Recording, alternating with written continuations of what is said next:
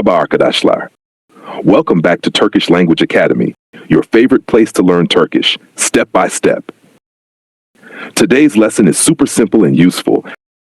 How to say hello in Turkish.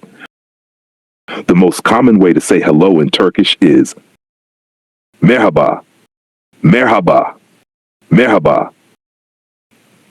Repeat after me. Merhaba, Merhaba. You can use merhaba in almost any situation, formal or informal. When meeting a friend, say Merhaba nasılsın? Merhaba nasılsın? Hello, how are you? In a formal setting like at work, Merhaba, memnun oldum.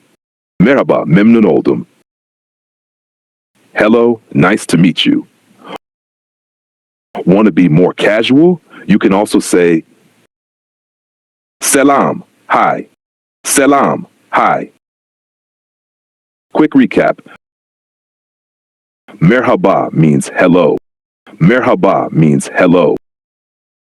Selam, selam, hi. Merhaba nasılsın? Merhaba nasılsın? Nasılsın? Hello, how are you? That's it for today's short lesson.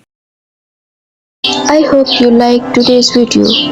Be sure to let us know in the comments.